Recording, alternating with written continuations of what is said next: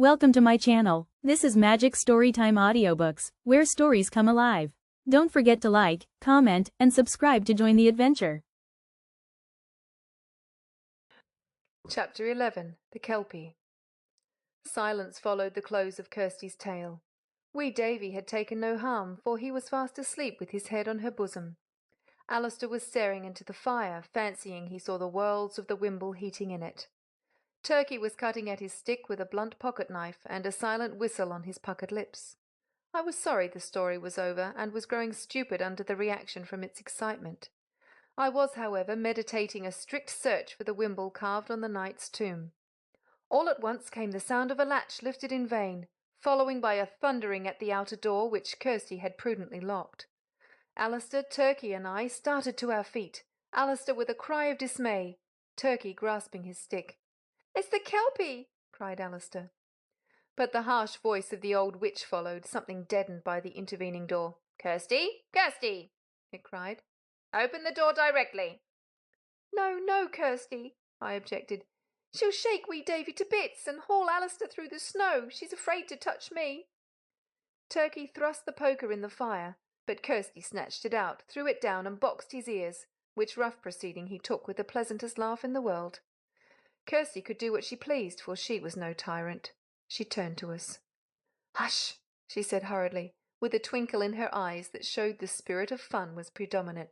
"Hush! Don't speak, wee Davy," she continued, as she rose and carried him from the kitchen into the passage between it and the outer door.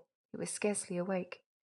Now, in that passage, which was wide, and indeed more like a hall in proportion to the cottage, had stood on its end from time immemorial a huge barrel, which Kirsty, with some housewifely intent or other, had lately cleaned out.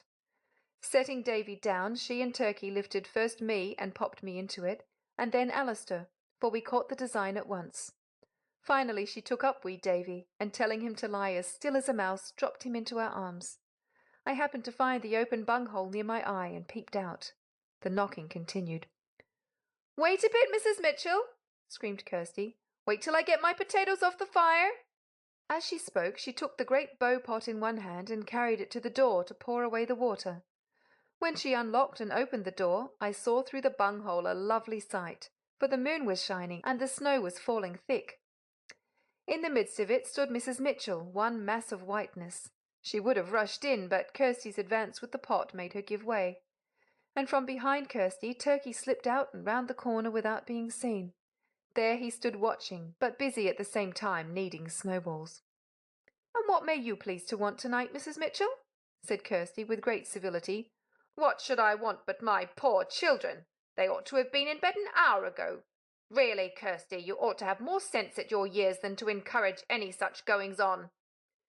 "At my years?" returned Kirsty, and was about to give a sharp retort, but checked herself, saying, "Aren't they in bed then, Mrs. Mitchell?" "You know well enough they are not." "Poor things! I would recommend you to put them to bed at once." "So I will. Where are they?" "Find them yourself, Mrs. Mitchell. You had better ask a civil tongue to help you. I'm not going to do it." They were standing just inside the door. Mrs. Mitchell advanced. I trembled. It seemed impossible she should not see me as well as I saw her. I had a vague impression that by looking at her I should draw her eyes upon me, but I could not withdraw mine from the bunghole. I was fascinated, and the nearer she came, the less could I keep from watching her. When she turned into the kitchen, it was a great relief, but it did not last long, for she came out again in a moment, searching like a hound. She was taller than Kirsty, and by standing on her tiptoes could have looked right down into the barrel. She was approaching it with that intent. Those eyes were about to overshadow us with their baleful light. Already her apron hid all other vision from my one eye, when a whiz, a dull blow, and a shriek from Mrs. Mitchell came to my ears together. The next moment the field of my vision was open, and I saw Mrs. Mitchell holding her head with both hands, and the face of Turkey grinning round the corner of the open door. Evidently he wanted to entice her to follow him, but she had been too much astonished by the snowball in the back of her neck even to look in the direction whence the blow had come. So Turkey stepped out and was just poising himself in the delivery of a second missile when she turned sharp round.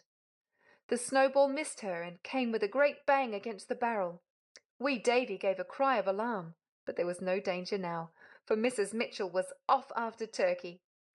In a moment, Kirsty lowered the barrel on its side, and we all crept out. I had wee Davy on my back instantly, while Kirsty caught up Alastor, and we were off for the manse. As soon as we were out of the yard, however, we met Turkey, breathless. He had given Mrs. Mitchell the slip and left her searching the barn for him. He took Alastor from Kirsty, and we sped away, for it was all downhill now. When Mrs. Mitchell got back to the farmhouse, Kirsty was busy as if nothing had happened, and when, after a fruitless search, she returned to the manse, we were all snug in bed with the door locked. After what had passed about the school, Mrs. Mitchell did not dare make any disturbance. From that night she always went by the name of the Kelpie. End of chapter 11.